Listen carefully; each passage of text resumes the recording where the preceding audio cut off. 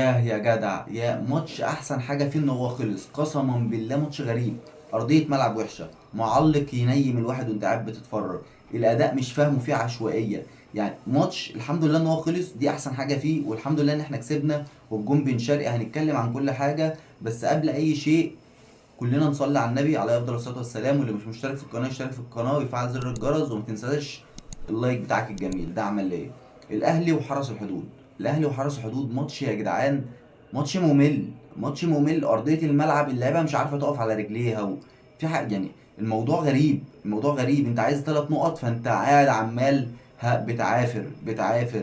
وكولر يعني قلنا له انت بتدافع اوفر فبقى بيهاجم يعني هنتكلم. الاهلي النهارده بدأ الماتش بشوبير حارس مرمى، ولعب بهاني وينج باك يمين، ولعب بربيعه والعش والدبيس باك شمال. ولعب قدامهم بمروان واحمد رضا. ولعب على اليمين امام، وعلى الشمال وسام، وعلى الشمال الشحات، وقدامهم جراديشار ووسام. بس جراديشار كان بيأخر شويه ورا وسام. فلعب بالخطه ديت. فالخطه دي محتاجه عرضيات كتير. انت بتلعب باتنين رؤوس حربه، فانت عايز عرضيات كتير. بالفعل كان في شويه عرضيات في الشوط الاولاني الاغلبيه، او في الشوط التاني كمان، بس ما كناش موفقين. فانا كنت مستني تسحب واحد اللي هو مثلا تسحب جراديشار، وتنزل وينج اللي هو اشرف بن شرقي. ده غير ان امام عاشور، يعني امام عاشور طول ال 90 دقيقه امام عاشور مختفي. شاط 4 شوطات او 5 شوطات كلهم بره الجون. وانا مش بلوم عليه، هو بيلعب في مركز غير مركزه، وهو جاي اصلا مرهق وارضيه الملعب مش مساعده. انا كنت اتمنى ان هو يريحه الماتش ده اصلا. طالما انت مش هتلعب بلاعب مركز 10، كنت ريح امام. ريح امام الماتش ده عادي، مش مشكله يعني. مش هتفرق كتير. هو محتاج راحه. الماتش اول 10 دقايق ماشيين. انت بتلعب في غيط برسيم، انت مش فاهم مين مع مين ومين بيطلع الكرة فين، انت مش فاهم اي حاجة. في الدقيقة 11 جت هجمة لجراديشار. جراديشار ضيعها بطيء.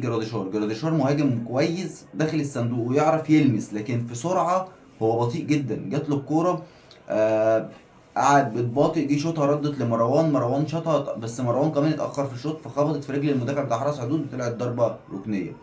بعد كده في الدقيقة 14 تسديدة من أحمد رضا. وهو كان اللاعب الوحيد في أول الماتش، اللاعب الوحيد اللي بشوفه بينزل يستلم ويلف وشه عايز يلعب كرة لقدام. واللاعب الوحيد اللي بيلعب كرة صح. ممكن في كام واحدة ميس باص، بس أغلبية كوره صح وكوره لقدام. ولو شفنا النهارده مروان عطية كان بيطلع لقدام غير الماتش اللي فاتت اللي هو ورا وبيباصي رامي ربيعه. لا، مروان عطية اتطور وكان بيبقى موجود على حدود 18 حرس الحدود، وده شيء كويس جدا. فاحمد رضا كان بالنسبه لي النهارده كويس بس مش قوي. في الدقيقة 28 عرضية من محمد هاني يقابلها وسام، بس جت في كتفه. يعني عرضية من محمد هاني من العرضيات القليلة اللي محمد هاني بيعملها، تيجي في كتف وسام وتطلع بره. لو كانت لبست في راسه ديت كانت جون رسمي. في الدقيقة 32 ركنية من كريم الدبيس. بص بقى العرضيات اللي بتتلعب، اللي احنا في ماتش الزمالك كنا بنتنشأ على عرضية واحدة. انت واخد بالك؟ عرضيات شغال، عرضيات يمين وشمال. ركنيه من الدبيس رفع عرضيه على بوز يعني بالملي على راس جراديشار. وبصراحه جراديشار حطها حلو قوي، لكن تيجي في العارضه وترد في ايد الزنفولي. ما كانش محظوظ فيها. نص ساعه انا شايف ان ربيعه والعش بيلعبوا كور طويله بس بدون عنوان. كور طويله للفريق حرس الحدود، احنا مش مستفيدين منها اي حاجه. احنا بنلعب نص ساعه، انت مش مستفيد اي حاجه من الكور الطويله.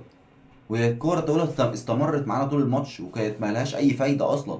حتى لما جبنا جول ما جبناهوش من كوره طويله. هو اعتمد ان انا بلعب 2 رؤوس حربه، فعلق كوره وراس حربه يسندها لاي اللي جاي من تحت مفيش الكلام ده. العب عرضيات. انت بتلعب 2 رؤوس حربه، العب عرضيات. كور على الارض طلع الاطراف يرفع عرضيات.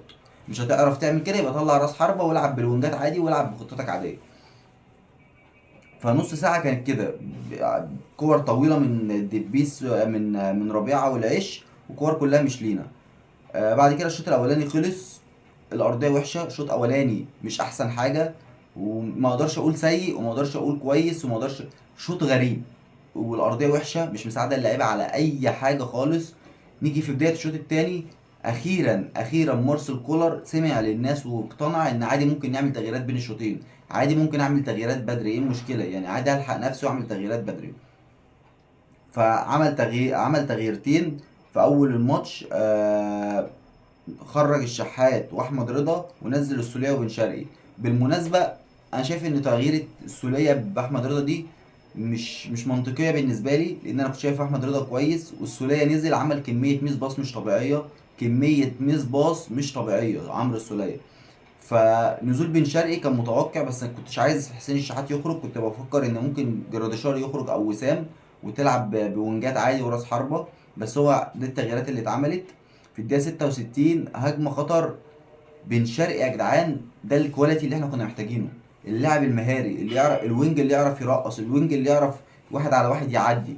رقص اتنين في 3 مللي، عملهم كده في كده، وراح داخل ال 18 وشاطها الجون، صدها جت لوسام قلشت من على وش رجله. وسام وجراديشار الاتنين مش محظوظين خالص النهارده. بعد كده في الدقيقة 67 خرج هاني ونزل عمر كمال، وانا شايف ده تغيير كويس. وعمر كمال متنفس هجومي اكتر من محمد هاني، وهو اللي عمل عرضية الجون هنجيله دلوقتي. في الدقيقة 72 هجمة خطر دي بقى كانت لحرس الحدود. وعندي بقى كلام عن مصطفى العش. مصطفى العش لازم في كل ماتش ليه غلطة أو اتنين. مصطفى العش النهاردة غلط كذا غلطة. مصطفى العش لازم يفوق لنفسه.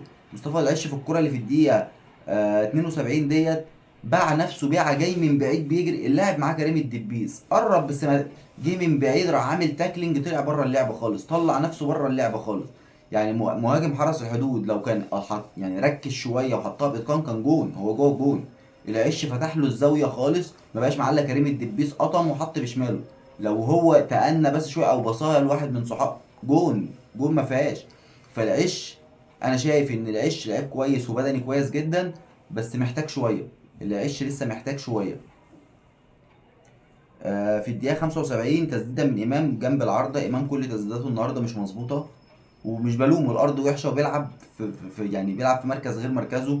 في الدقيقة 93 هدف بن شرقي، يا سيدي بن شرقي. عمر كمال بص بقى العرضيات والحاجات السهلة اللي بنتكلم فيها. عمر كمال بعرضية بن شرقي. بن شرقي أصلا اللي ابتدى الأول ساب الوينج عشان يهرب من الرقابة، راح داخل في نص الملعب أكنه بيلعب مركز 10، استلم وعدى وراح لاعب لعمر كمال وراح داخل له في ال 18. عمر كمال لعبها له، راح واخدها على صدره بالراحة وحطها في البعيدة.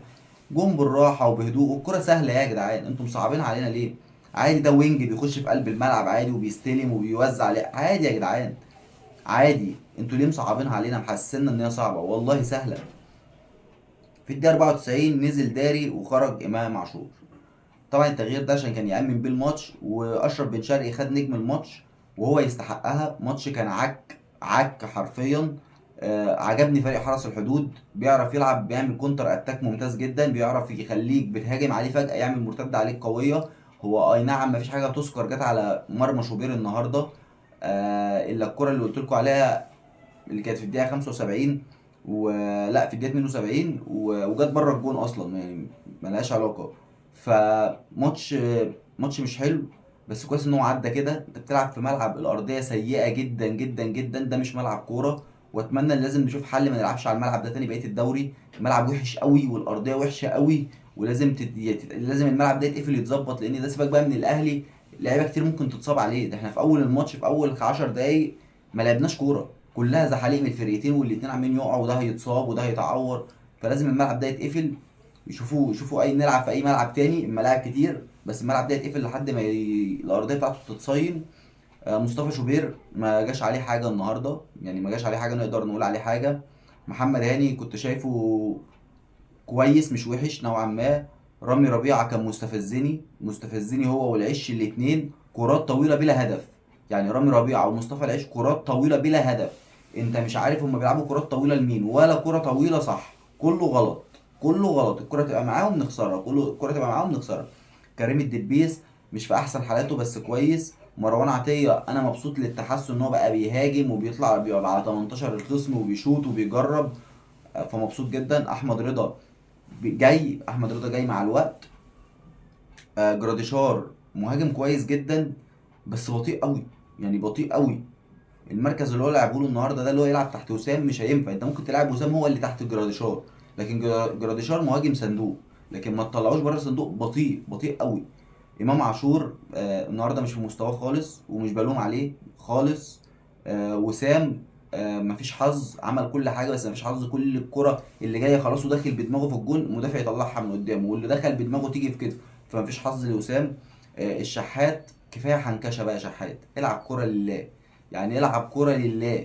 الشحات كل كره بيفكر في الترقيص قبل اللعب الجماعي، مع ان النهارده مستواه احسن من الفترات اللي فاتت، بس برضه مصمم ان هو يرقص.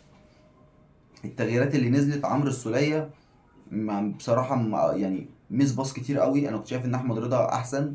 بن شرقي طبعا نجم الماتش، يعني بن شرقي نزل غير لك الماتش 180 درجة. انت الشوط التاني كل الهجمات الخطرة ليك عن طريق بن شرقي، وهو اللي جاب جون الفوز، فبن شرقي هو نجم الماتش. مين تاني نزل؟ عمر كمال ممتاز جدا. يا رب يا رب ما نتصابش، يا رب ما نفضلش بره القايمة 60 سنة ونرجع نعمل ماتش ولا ماتشين حلوين ونتصاب تاني. يا رب تفضل مكمل وتلعب، عشان احنا عايزين عمر كمال في الملعب، عرضياته حلوة، سريع، هجوميا فتاك وشويط، فمحتاجينه. اشرف داري ملحقش يلعب، فالحمد لله على المكسب. مكسب بيقربك خطوة بخطوة للدوري. انت لازم تكسب كل الماتشات، فاضل لك 9 ماتشات او 10 ماتشات، لازم تكسبهم كلهم، مفيش فيهم اي يعني تهاون. مفيش تهاون، انت لازم تكسب كل اللي جاي. كل اللي جاي تدوس تدوس تدوس تدوس، مفيش اي ما ينفعش تعادل. انت النهارده لو كنت تعادلت كان بنسبة مثلا 60% الدوري خلاص بعيد عنك، فما كانش ينفع، ما كانش ينفع خالص. فلازم ندوس، ففوز مهم. والف مبروك لكل اخواتي الاهلاويه، وان شاء الله اللي جاي احسن، وان شاء الله الاهلي يكسب وياخد الدوري باذن الله. ودي كانت نهايه الحلقه، اتمنى الحلقه تكون عجبتك. لو عجبتك الحلقه ما تنساش، لو مش مشترك في القناه تشترك في القناه وتفعل زر الجرس وتضغط لايك. والسلام عليكم.